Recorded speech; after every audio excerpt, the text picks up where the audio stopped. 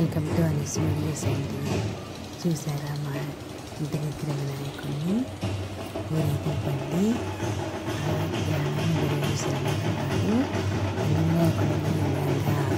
లేకపోతే 13 రోజులు ఉంచుతారండి మా ఇంటి దగ్గర. ఫోటోని తర్వాత కూడా ఉంచుతారు. ఈ విధంగా గ్రహణంతో ఊరేగింపు శనివారం చేసేసారండి. శనివారం రాత్రంతా ఊరేగింపు కోలాటాలు ఉంటాయండి. ఈ విధంగా కోలాటాలు మా ఇంటి ముందు పెట్టుకుంటే ఈ విధంగా పూజ చేశారండి. చాలా చక్కగా డెకరేట్ చేశారు వినాయకుడు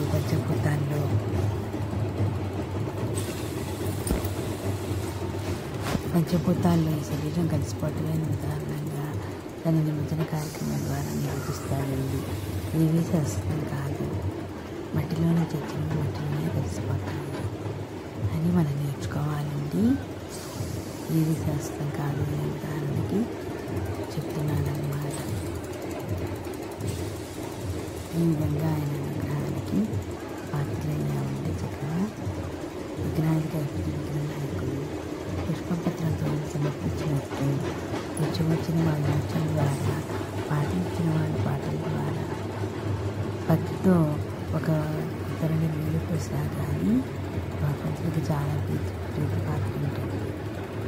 జయ గణనాయక శుక్లాంబరధర గణపతి నిత్యం నిత్యం జపో జపో విఘ్న వినాయక విద్యాదాయక సాయి గణపతి జపో జపో విఘ్న గణపతి జపో జపో శుక్లాంబరధర గణపతి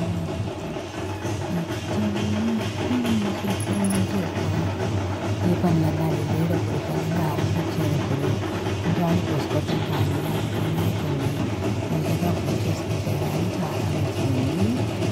మా ఇంట్లో కూడా ఏదైనా కార్యం తలపెట్టిన వినాయకుడికి బియ్యం కట్టుకొని ఆ కార్యం నెరవేరాక పూజలు చేసి నడిచి పెట్టి విగ్రహం లేకుండా చూస్తుంది. పెళ్ళైన వివాహం ఓడిపోయిన ఏ కార్యక్రమంలో మనం ఆ పిల్లలను పంచుకుంటే ఆయన చూసుకుంటాను. వినాయక చవితినే కాదు, మనం ఇంట్లో కూడా వినాయకుడిని పంచుకుంటూనే ఉంటామండి. వినాయకుడు మనకి ప్రథమ పూజ్యుడు, దేవతల్లోనే ఆది పూజ్యుడండి. దేవతలు కూడా ముందు విఘ్నేశ్వరుని పూజించి ఈ కార్యక్రమమైనా చేస్తారండి. అలాంటివి మానవ మాత్రలో మనం తండ్రి మహాగణపతి మనసారాణి మహాగణపతి